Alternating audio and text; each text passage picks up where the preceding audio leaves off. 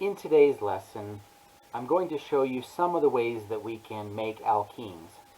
And we generally make alkenes through the process of elimination. And the key problem with elimination reactions is that there is always a lively competition between elimination and substitution. And so in order to kind of remind you of what substitution is, let's back up to a previous mechanism that we saw before. And this was the reaction of an alcohol with hydrobromic acid. In this reaction, the alcohol rapidly protonates in the presence of hydrobromic acid to produce the alkyl oxonium ion, and then we pass through the difficult rate-determining step where the alkyl oxonium ion loses water as a leaving group, and we end up with a secondary carbocation. Secondary carbocations are allowed, but they have a tendency to undergo shifts. This particular secondary carbocation cannot shift in any useful way. If you try to push the carbocation to the left, it becomes primary, and that's even worse. If you push it to the right, it's still secondary. So no shifts in this particular example. When we saw this reaction in the past, when we got to the carbocation intermediate, this would be the high energy point of all the chemistry. And then the final step was that a bromide ion came and attacked that carbocation. I did fix the slide a little bit to make sure that the bromide did in fact hit the carbocation and didn't miss the target. And this reaction was referred to as the reaction of an alcohol to form an alkyl halide. And specifically, when you see secondary and tertiary alcohols in the presence of hydrobromic acid, or tertiary alcohols in the presence of hydrochloric acid, then that would be expected to do an SN1 reaction, and perhaps an SN1 with a shift for the secondaries. But this is just a summary of the DUI tables. And what I said at the beginning was that substitution and elimination are always in competition with each other, which means that there is going to be some elimination that occurs even in this reaction, but if we really want elimination to occur to make the alkene, then what we do is we change the acid that we use in the reaction. This particular reaction is referred to as a dehydration reaction, dehydration of an alcohol. And so that's the name of the reaction. The mechanism is E1. So you will see lots of different E1 type of mechanisms, but the reaction for the dehydration of an alcohol refers specifically to the conversion of an alcohol to an alkene. And you'll notice immediately, hopefully, that the biggest difference is that we're no longer using hydrobromic acid. We're now going to use sulfuric acid. And we'll see in a minute why it is that sulfuric acid does very different chemistry than hydrobromic acid does. But that difference doesn't occur until later, because this first step is exactly the same as what we're seeing with hydrobromic acid. Protonation of the alcohol to form the alkyl oxonium ion intermediate, and then loss of the water group, loss of water as a leaving group to form the carbocation. So far, nothing has changed. It is this next step where the role of the sulfuric acid starts to be very different. And to appreciate that, we need to think about a little bit more detail of what's going on with this carbocation. So I'm going to redraw the carbocation, and this time I'm going to identify all of the beta hydrogens. The term alpha is reserved for the carbon that is the most interesting. And in that case, it's the carbocation. And it's still the carbocation over here. This is just a redrawing of this carbocation with the hydrogens. This alpha carbon right here does in fact have a hydrogen, but we don't care about alpha hydrogens. The hydrogens that we care about occur at the beta position. The beta position on the right has 2 beta hydrogens, and the beta position on the left has these 3 beta hydrogens. And now let's think about the actual size of the conjugate base of sulfuric acid. So in the previous mechanism, this is the conjugate base of hydrobromic acid, just the bromide ion. The bromide ion is relatively small, and relative means in comparison, and in comparison to hydrogen sulfate, this conjugate base is very small, and this conjugate base is very large. And I didn't bother to redraw this compound to show its beta hydrogens up here because the bromide really can slide in between those hydrogens quite easily on its way to the carbocation. For hydrogen sulfate, not as well. So the hydrogen sulfate is what is referred to as a bulky base, and sulfuric acid is referred to as a large acid. Large acids do not have conjugate bases that can easily participate in this substitution step, and instead what we see is an elimination step. Think about it from the perspective of this negatively charged oxygen. Its only goal in life is to get rid of that negative charge, so it starts heading blindly in towards that carbocation. This thing is very large. In solution, everybody's kind of rattling around, and on the way into that carbocation, this large negatively charged ion instead bumps into one of these hydrogens, the old game of operation, where it would buzz at you and tell you that you had it bumped into the side, and instead of buzzing here, it just plucks a hydrogen off. And we get the standard 2 arrows associated with elimination, where the base grabs the hydrogen, and then these electrons slide down to satisfy the missing electron density hunger of the neighboring carbocation, and we end up with an alkene. Anytime you see an elimination reaction, you should expect to see an alkene. There are some exceptions to that, and hopefully you won't be confused by those when those come. They'll be later. But an elimination mechanism, for the most part, will end up producing an alkene, and so this is where the bromide ion and the hydrogen sulfate ion, both of them are conjugate bases, but they do very different things. The bromide ion can slide easily into the carbocation. The hydrogen sulfate can't. It just kind of rattles its way in, ends up picking up a hydrogen, and we end up with that elimination chemistry. Unfortunately, that's not the only elimination chemistry that can occur. And so to focus on the other 2 products, because actually there's 3 more products that are going to occur in this reaction, and it gets a little messy. We just kind of went through and looked at the easiest product. This is the major product that we just showed. This is the E2-butene that we just made right here. The other thing that could occur is before the hydrogen sulfate comes in and grabs that hydrogen, this bond right here, this sigma bond between the carbocation and this methylene carbon, is free to undergo bond rotation. So I'm going to redraw that bond, but I'm just going to rotate it. And all I did was just kind of grab that hydrogen on this helicopter wheel and spin it. So now, I grabbed the carbon and spun it down by spinning the hydrogens, and I just reoriented this. Now spatially, this right here represents a gauche interaction, which these 2 are a little too close to each other. So this is actually a lower probability event. The compound is more likely to keep this methyl group and this methyl group as far away from each other across that carbon 2, carbon 3 Newman projection. But it's going to rotate, and some of the time it'll be down here, and if the hydrogen sulfate happens to catch the hydrogen when it's in this particular rotation, then you'll end up with a different compound. These 2 are stereoisomers of each other. They are diastereomers of each other. Anytime you have a bend around a cis-trans double bond like this, that represents diastereomers. And so these 2 diastereomers of each other are different molecules, and they are not the same stability. Because of sterics, this is a less stable compound. And the sterics actually show up even before that compound's form, and I mentioned that it's more probable that the conformation looks like the red molecule here and not the black one, and since the red is more probable, then the blue product here is more probable than the black product. Your E, or your trans double bond, is more likely than your cis, and that's an issue of sterics. What about something else? So you might have noticed that I only worried about these 2 hydrogens over here. Well, what about these 3 hydrogens over here? What happens if instead of this base pulling off one of these 2 hydrogens, it pulls off, and this is the magenta lines right here. It's not showing that the base is doing both things. This is an either-or situation, either the blue pathway or the magenta pathway. It's possible for on the way in to that carbocation, this conjugate base can bump instead into one of these hydrogens on the left-hand side. And if it does that, then it does end up producing a different product. And so this now represents the 3rd product that we would expect to see in this particular reaction. The highest probability pathway is still this one.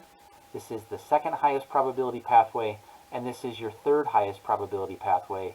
So we would guess something like 50% yield, 30% yield, and 10% yield right here. So now you might ask, well, why is this a lower probability pathway? And the answer is that the stability of this alkene is less than the stability of either of these other 2 alkenes. These 2 are both disubstituted alkenes, This is a monosubstituted alkene.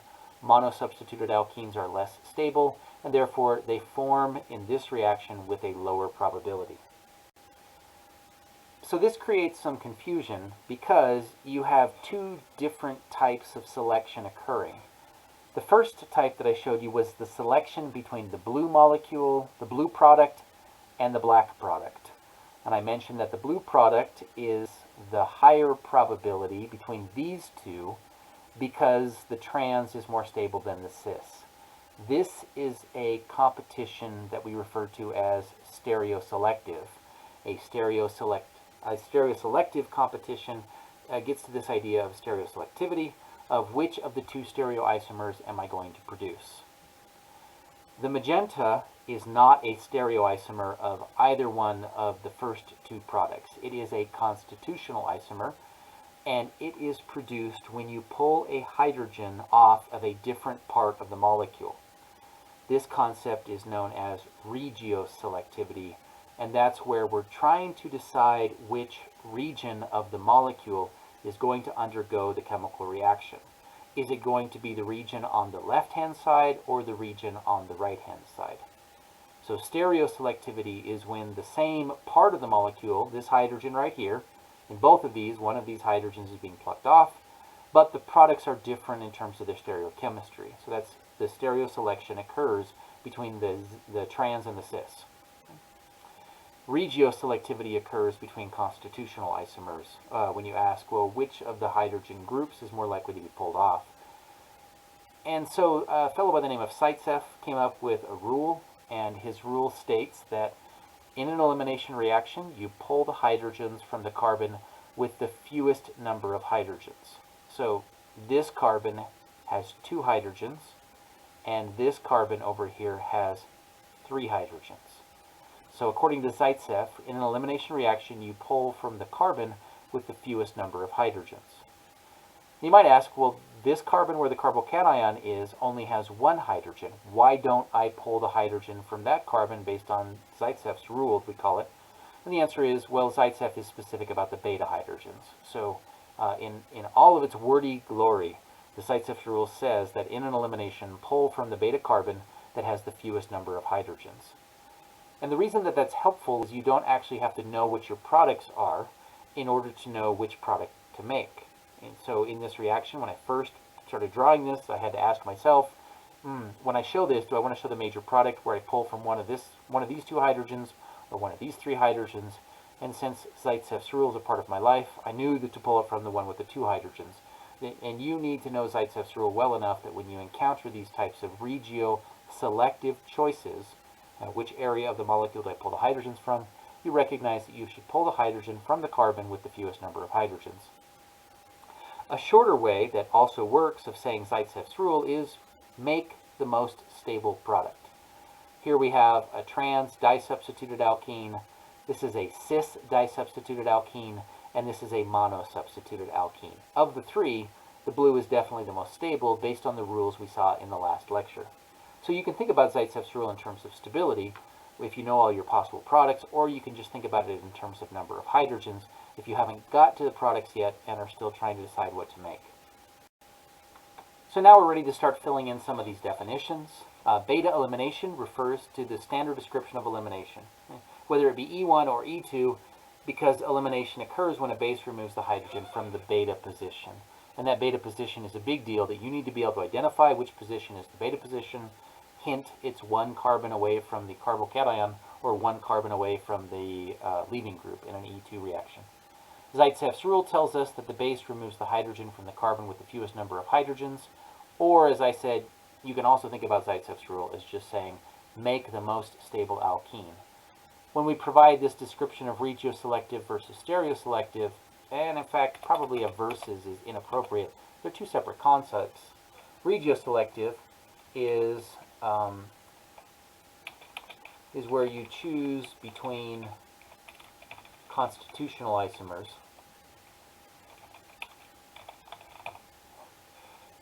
So you have several different products that are possible, and you choose between constitutional isomers. Right?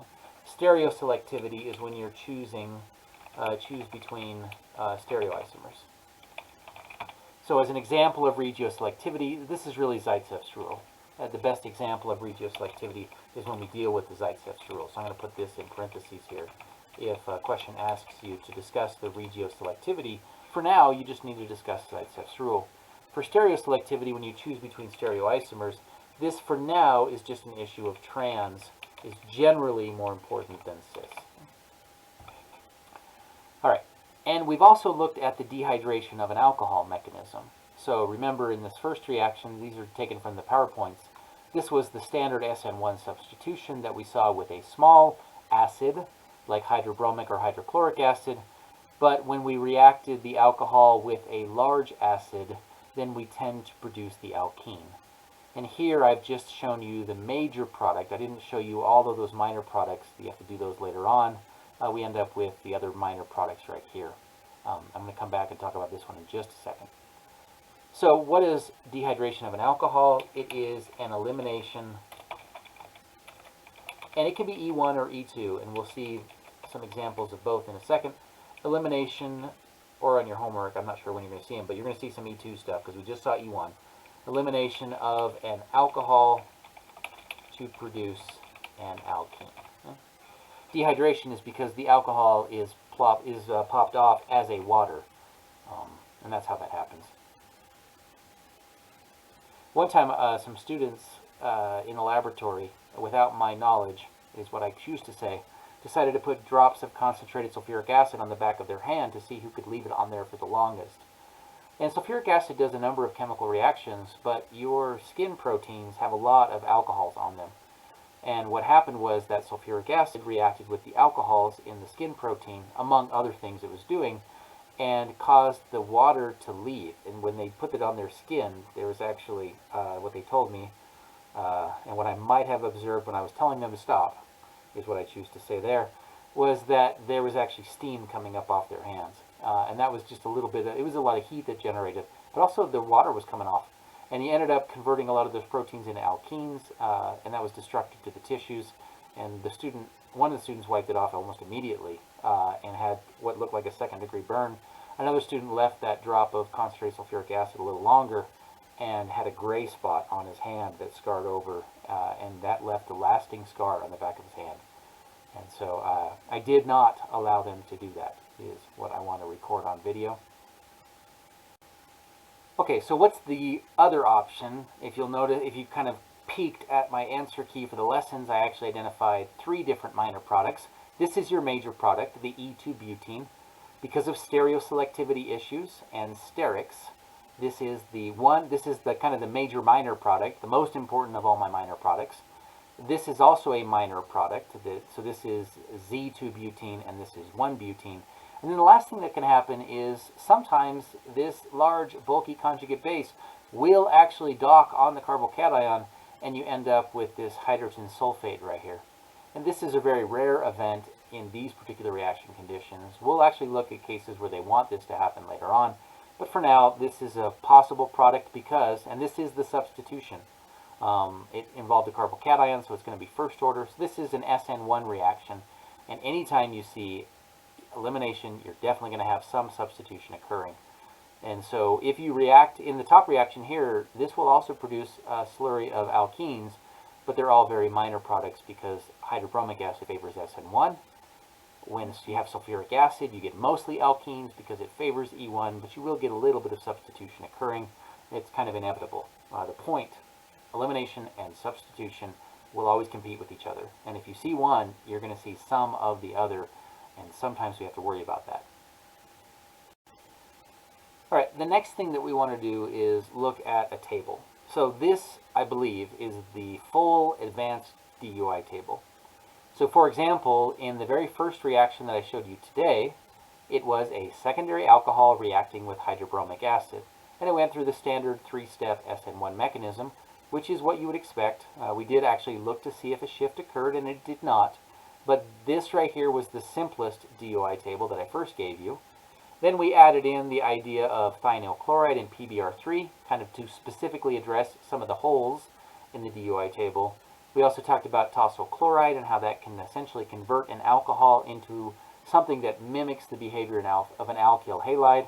And then today we're adding in the last kind of flourish on this table, and that is what happens when you react your alcohol with a large acid. And the answer is you make a mess. Okay? So for example, in this reaction, we reacted our alcohol with a large acid, and our major product was this E2-butene, but in the video and on the PowerPoint slide, I showed you all the possible minor products. And so we expect E1 to primarily occur with a secondary alcohol in the presence of a large acid. Well, what constitutes a large acid? Well, it's either sulfuric acid or phosphoric acid or hydrogen sulfate. And we're going to pretend that there's no significant difference in reactivity between these three acids right here.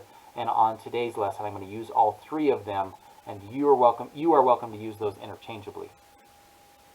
You'll notice that I showed you the reaction of a secondary alcohol where no shift occurred because the secondary carbocation was already as good as it gets.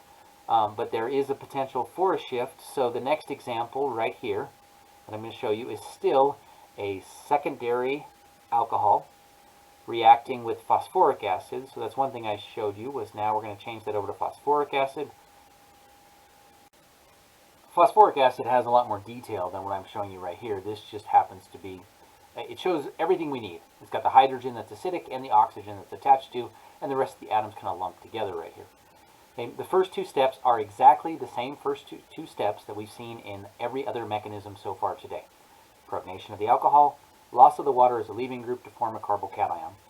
This was a secondary alcohol, and so when you react a secondary alcohol with a large acid or even HBr, you still have to worry about that shift, and that's exactly what's happening here. There's a methyl group shift that slides over to produce a tertiary carbocation. Mechanistically, now we have to make that same regioselective choice that we made in the previous reaction. I am not trying to show you that the dihydrogen phosphate does both of these simultaneously. It does either the red or the blue. And so I just, for the sake of efficiency of pixels, I decided to show them both simultaneously, but it's not that it's doing both at the same time. It's either one or the other. And SiteCef would tell us that this is my alpha carbon because it's the carbocation. There are three beta carbons. Beta carbon here, beta carbon here, beta carbon right there.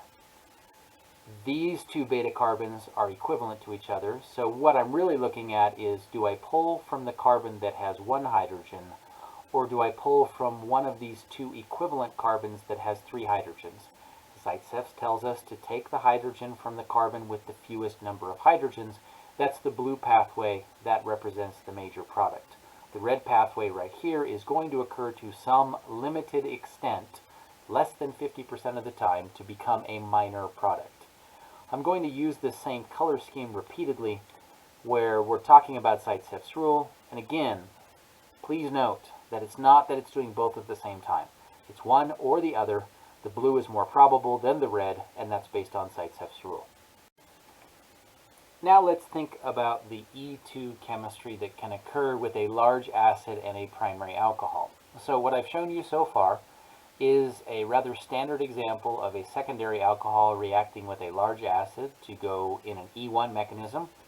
This was 1B, and then we looked at all the problems that we run into with these reactions in 1C. Then I showed you what happens when you have a shift, which was again a secondary alcohol with a large acid. And now we want to look at a primary alcohol with a large acid. And I've got I try to give some kind of weird little notation here. There is a nuance, a problem, some weirdness that occurs when you react a primary alcohol with a large acid. And that's illustrated in this example right here. And so this pathway across the top is the expectation. This is what you expect to occur whenever you have issues associated with a reaction between a primary alcohol and a large acid. So I guess that's not an issue. This is what you expect. E2 chemistry, because that's what E2 means. And with E2 and SN2, generally what happens is you take the E1 or SN1 equivalent and just kind of squeeze two of the steps together. So if an E1 mechanism has 3 steps, the E2 will have 2. And that's exactly what we see here, that the alcohol protonates exactly in every other mechanism we've seen so far today. But now that water can't fall off, because if the water just falls off, we'll end up with a carbocation at the primary position, and that's not, it's just energetically unfavorable. It's prohibited in most mechanisms just because it's not observed. And so instead of having the water fall off to produce the carbocation and then the base drifting in to pull the hydrogen off, those steps happen at the same time. And the reason that this is the rate determining step is because you need two different molecules to coordinate and cooperate and get this to occur. And it's E2 because you need two molecules in your rate determining step. And so this alkene right here is this is what the standard product is. I chose a compound that illustrates the exception to the rule, and you are expected to understand this exception when the problem itself tells you what the product is. And so I'm going to show you a couple examples where we tell you what the product is, and believe me, when I'm telling you what the product is, it's not some act of mercy. It's a necessity that you really don't know what's going to happen unless you identify the product, because it's going to do something weird. So again, across the top right here, this is what we typically expect to occur in an E1 reaction. In an E2 elimination of a primary alcohol. This little note right here tells me that there's some, just like this one told me they have to watch out for shifts, this tells me I have to watch out for something, and that something is called an internal hydride shift. So what happens is that when you protonate this water right here with a strong acid, the water does start to pull away. It's trying to leave the dock, leaving this carbon behind. But that carbocation is so energetically unstable that rather than form as the water is leaving, the carbocation reaches over from this alpha carbon, which is the leaving group carbon, to the beta carbon and just slides over a hydrogen simultaneously. So instead of seeing the nucleophile come in at the same, the base come in at the same time that the leaving group leaves, we actually just kind of slide the hydride over. This is unique to primary alcohols. It's called an internal hydride shift, and you only expect this to occur if we tell you the products. And the reason why the products identify that this had to have occurred is notice where your starting material has 1, 2, 3, 4 carbons, and the alcohol is out here on the end. This alcohol, the carbon underneath the alcohol is the alpha carbon, and therefore this down here is the beta carbon. Your double bond is occurring between alpha and beta. That's what you expect. This product, the double bond, occurs between alpha and beta. So nothing funky happened right here. For these two products, the double bond occurred between beta and gamma. The only way that you can have a beta-gamma double bond is if there was some type of hydride shift. For a primary alcohol, that hydride shift happens internally, and it happens in the rate determining step. We go ahead and we make a carbocation, but now the carbocation is secondary. Zaitsev's rule tells me that I need to pull from one of my beta carbons. There's a beta carbon on the left. It has 2 hydrogens. I just bothered to show one of them. There's a beta carbon on the right. It has 3 hydrogens. I didn't bother to show it because the major product is primarily going to involve the base pulling from the Zaitsev carbon, the carbon with the fewest number of hydrogens, and that will make both the trans and the cis double bonds. So this is a similar product distribution that we saw when we dehydrated 2-butanol. 1-butanol happens to be kind of a weirdo in that it does the same thing. If you see a primary alcohol, you would turn it into a terminal alkene like this, an alkene that occurs on the end of the molecule. You only end up shifting this thing in this weird internal hydride shift if the product shows a double bond between the beta and the gamma position. Let's look at one more example, and once again we have a secondary alcohol, and we're going to react that. So this is S1-cyclobutyl ethanol, and we're going to react that with potassium bisulfate to produce 1-methylcyclopentene. I didn't actually identify the chiral center here as being meaningful, and I guess I could. Let's change that so it shows it. Part of the point is it's ultimately not going to matter. And that's why I wanted to use a chiral center in this compound. So let's see, currently it's not labeled. Let's make that come out, and that is the S version right there. Okay, that'll work. So now the question actually kind of resembles the words right here. So we're going to start off with this S1-cyclobutyl ethanol.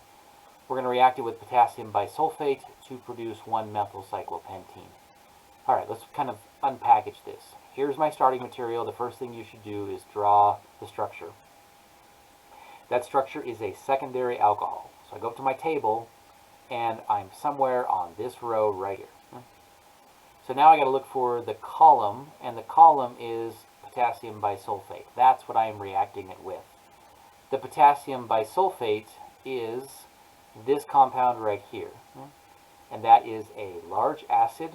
The large acids are right here, which means I need to undergo an E1 mechanism. And I told you the product. And what I just warned you about is when we show you the product, it's because we're not doing you any favors. It's because that product is weird, and it's going to do something between the time of the reactant and the product that is difficult to expect. So let's start off with the same 2 steps that we see with every secondary alcohol in the presence of any one of the 5 acids that we're now using: hydrobromic, hydrochloric, sulfuric, phosphoric, and now hydrogen sulfate or bisulfate. I notice I'm not mentioning the potassium. It's because it's a spectator ion and we don't care about it. So the first step is the protonation of the alcohol. The second step is the loss of the leaving group to generate the carbocation. If I had not told you the product, you would have just slid over a hydride right here.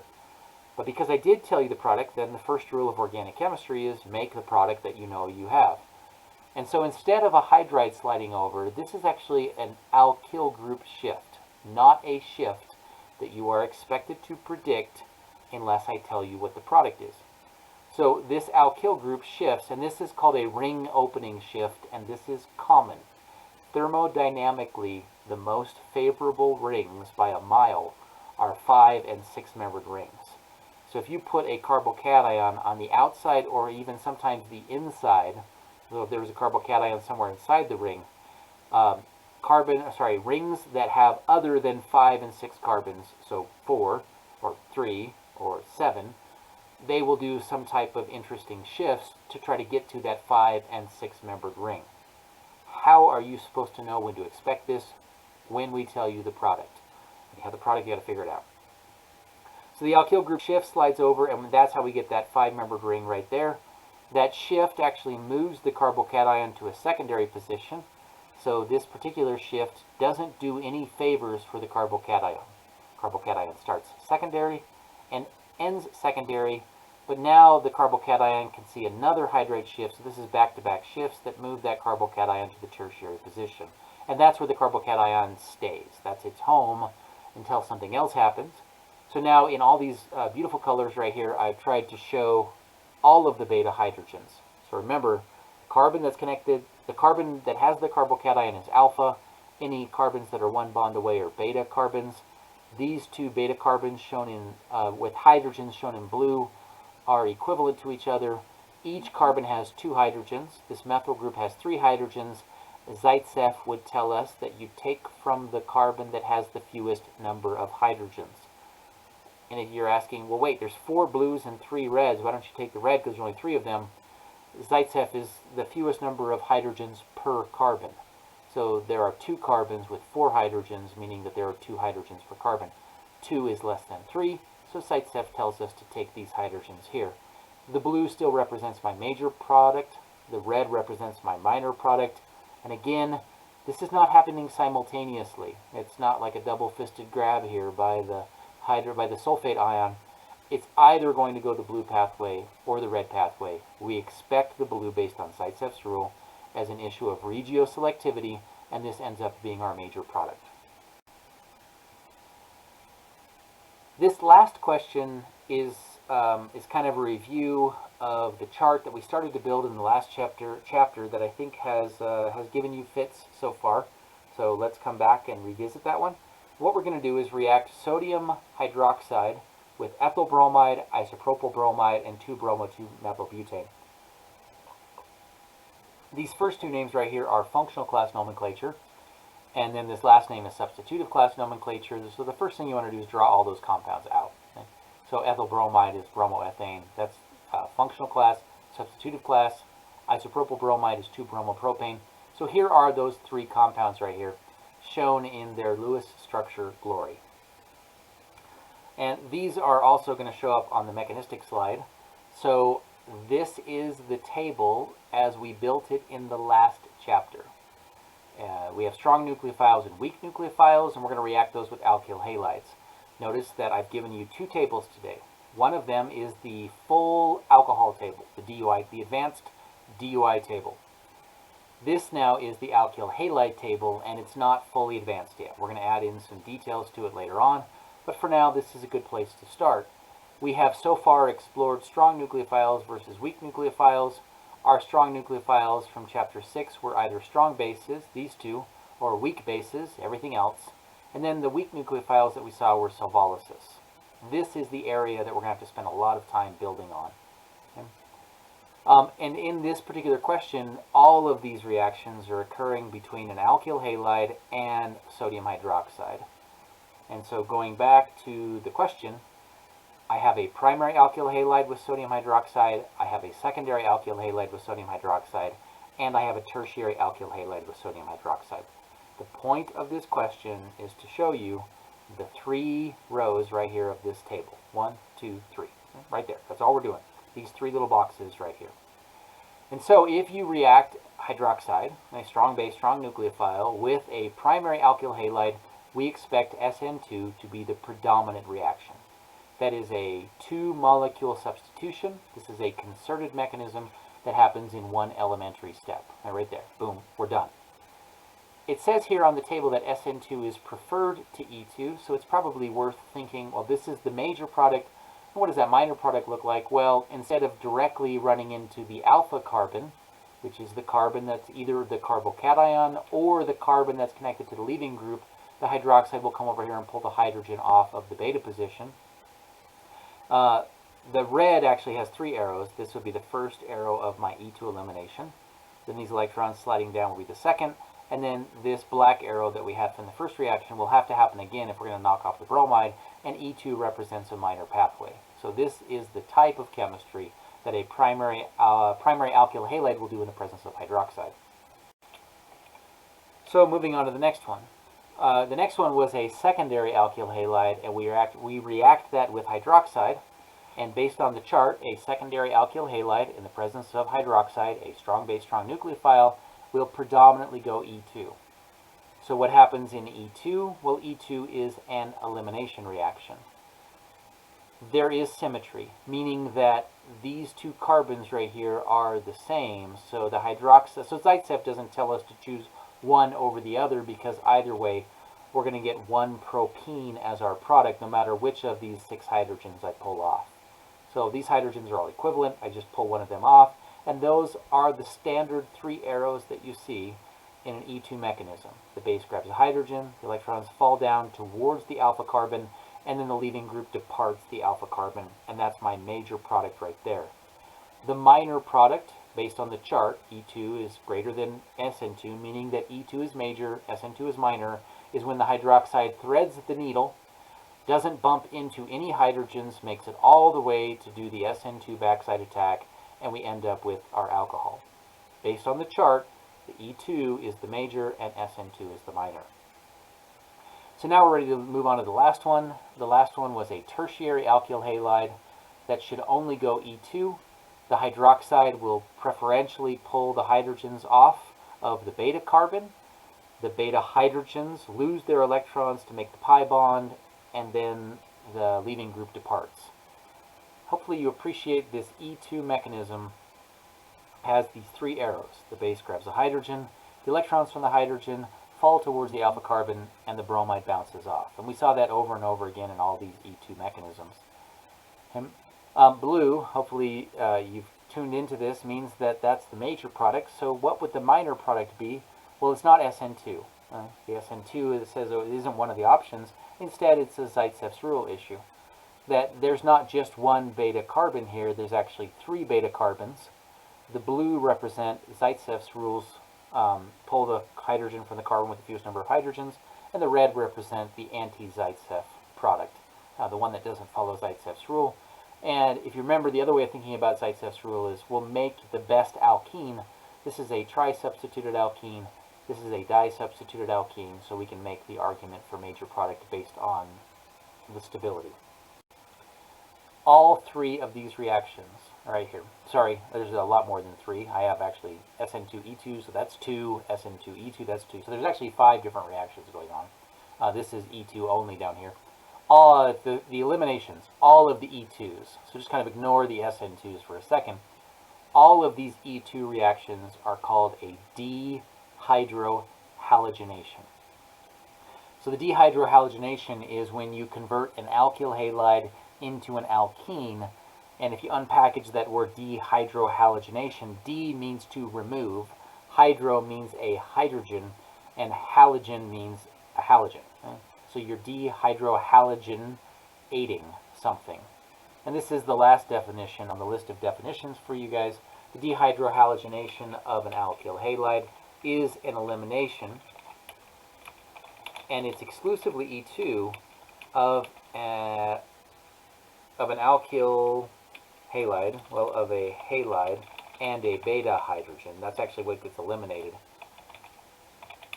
by a strong base, which is typically an alkoxide base like methoxide or ethoxide, and a hydroxide base right here.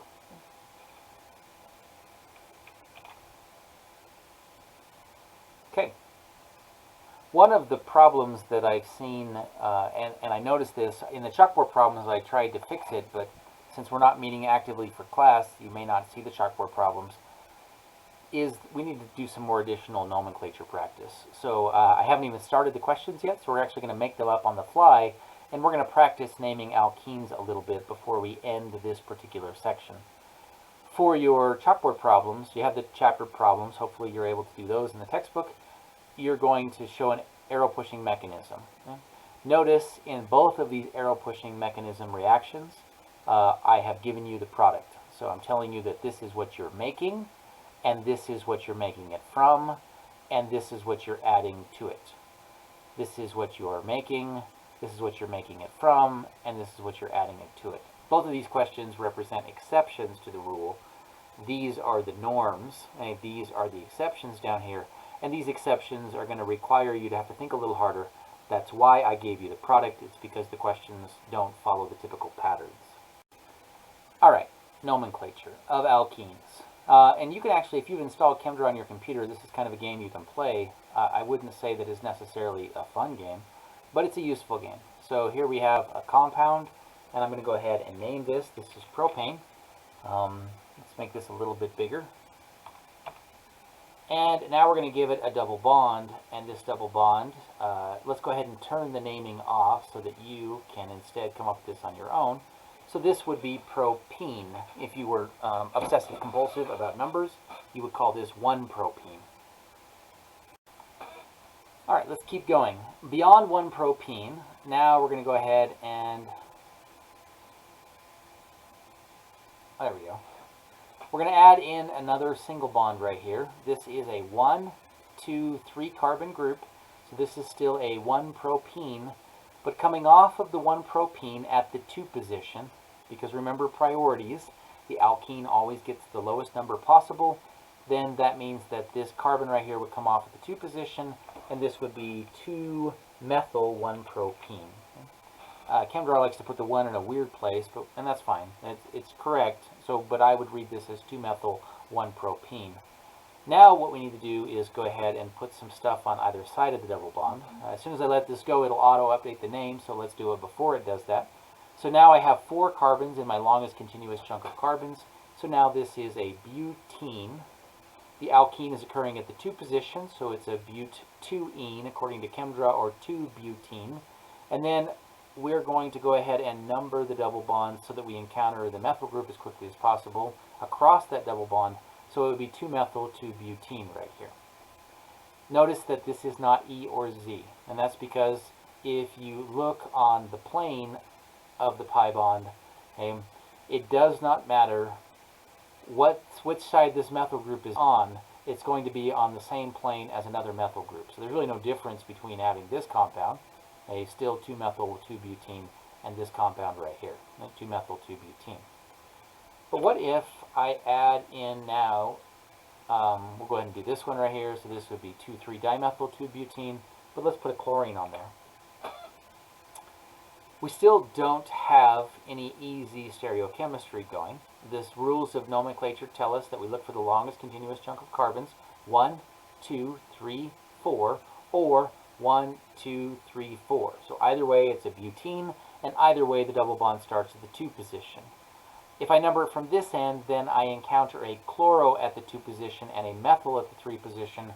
If I start at this end, I encounter a methyl at the 2 position and a chloro at the 3 position.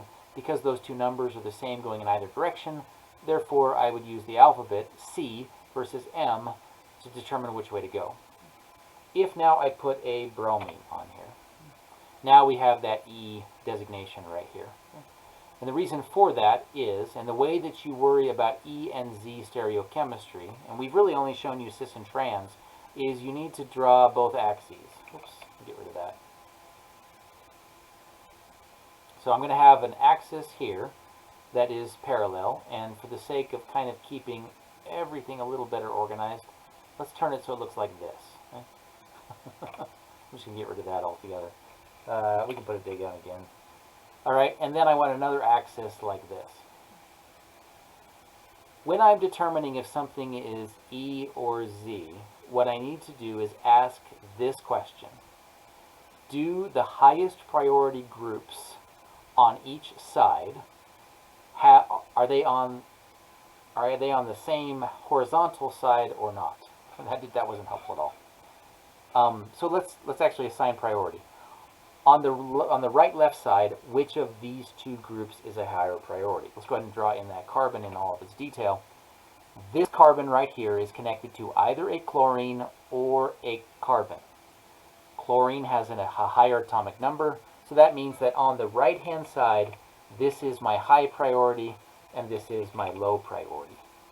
On the left-hand side, this is my high priority, because bromine has a higher atomic number than the carbon.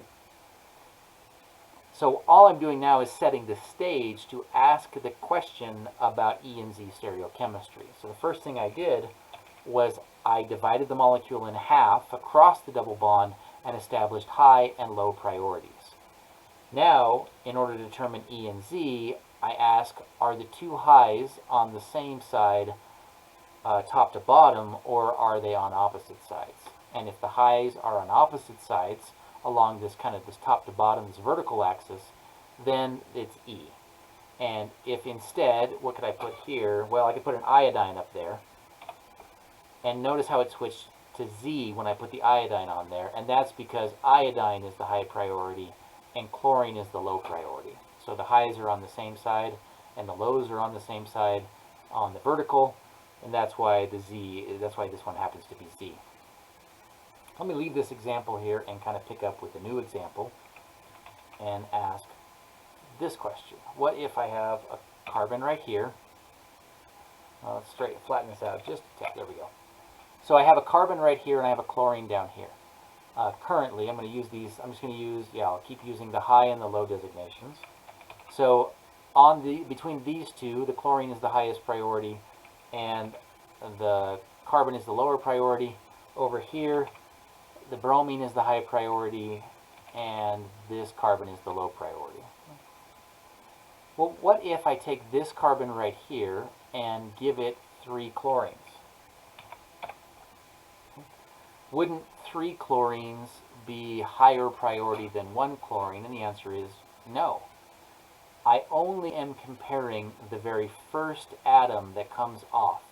So I'm not comparing these 3 chlorines against this chlorine. I'm just looking at the first atom that comes off of the double bond. It is a carbon. And the first atom on the bottom that comes off is a chlorine. Chlorine beats carbon. I don't care what the carbon is connected to, because the chlorine has already defeated it in battle to the death combat. But if I go down to the bottom now and change this, so this would still be, this compound should still be E. Yep, there's the name. I can get rid of this now. We've stared at that long enough. It's still E because the high on the left-hand side is up and the high on the right-hand side is down. They're on opposite sides. What happens now if I change this to a methyl group? CH3. Well, now I'm no longer comparing the carbon and the carbon because they are exactly the same. And so now I do, oops, can't click that. Now what I have to do is draw it out like this. Remember we did this before with R and S stereochemistry. That carbon is connected to a chlorine, and a chlorine, and I listed them in descending order, which there is no descent. This carbon on the bottom is connected to a hydrogen, and a hydrogen. And so to determine high and low priority, I stack them. The carbons are tied. The hydrogen and the chlorine are different. A chlorine now trumps a hydrogen, so we switch these, and this compound should be Z. Yep, sure enough. Let's now think about perhaps even a more complicated example where we have a carbon right here. So I'll change that to just a methyl group. Actually, this is a good compound to have you guys name.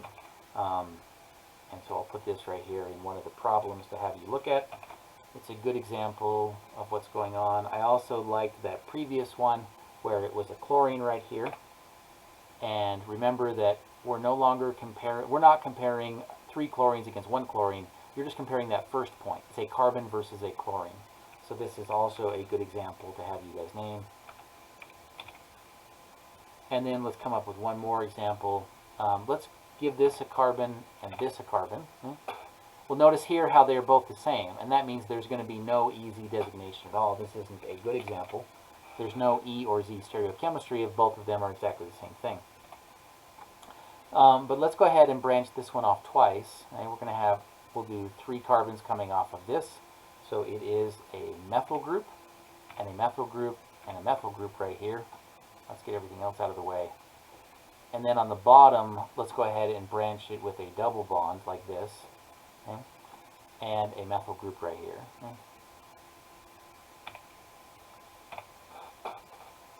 Okay, now let's decide. On the left-hand side, it's still high on top and low on bottom because it's a bromine versus a carbon. And let's say that we take this carbon right here and we give it 3 iodines. Again, I hope this isn't impressive to you because it doesn't matter. The bromine beats the carbon. It doesn't matter who the carbon's friends are. It is just the first point of difference. So the bromine is still higher than a carbon connected to anything. It doesn't matter what those anythings are. It's just first point of difference. On the right-hand side, this carbon on the top is a carbon bound to 3 other carbons.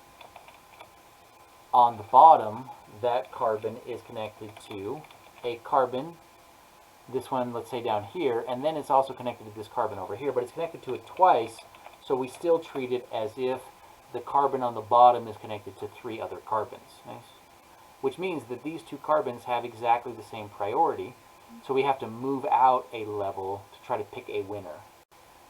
At this point you might ask, well, is this even a question we have to be able to answer? And the answer is definitively yes. Like if a molecule exists in the real world, you should not shy away from being able to name it. That's the whole purpose of educating in organic chemistry. So if we move out, let's say this carbon right here, okay? This carbon right here, let's call it that one. And we'll call this carbon right here this one. And we'll ask, well, what are they attached to? Well, the carbon up here, this carbon on top, is connected to, we don't count the sigma bond that comes from its predecessor. So you always want to look outward from your alkene, but we do count the pi bond. So this carbon right here is connected to 3 things. Okay, we exclude the bond that directly connects it, that sigma bond, but it does have a pi bond that goes back to that carbon. So this carbon on the top right here is connected to a carbon, and then it's connected to 2 hydrogens. Okay? And the carbon on the bottom right here is connected to 3 hydrogens. If you go up and look at any of these carbons up on the top, okay, any of these 3 carbons up here are all just connected to 3 hydrogens. And so what that means is that this carbon right here, I'm going to show it in red, refers to this carbon right here in red. That carbon in red is bound to, this carbon up here is bound to a carbon and 2 hydrogens. All of the carbons up top are bound to a carbon and 1 hydrogen, and 3 hydrogens. So what that means is this red carbon beats any of these 3 carbons right here, and therefore the carbon on the bottom is higher priority than the carbon on the top. This is high, and this is low. And if it's high on the left-hand side, if the high is on top, and the right-hand side, the high is on bottom, that means that the final name for this compound will be, will have E in your stereochemical designation. Yep, there it is. I don't want you guys, let's see, can I ask you to name this one? Is it fair? Not really, because we have not worried about the nomenclature of dienes yet. And so I really can't give you this as an example because we haven't looked at the nomenclature of dienes yet. But it's still, wow, this is a really good example to have you guys determine E and Z stereochemistry. You can play this game on your own if you have ChemDraw, if you want to ask somebody to help you come up with ChemDraw. The tutor would have ChemDraw, and you could kind of, show me a compound and help me name it. That's kind of what you want to do with ChemDraw in this case.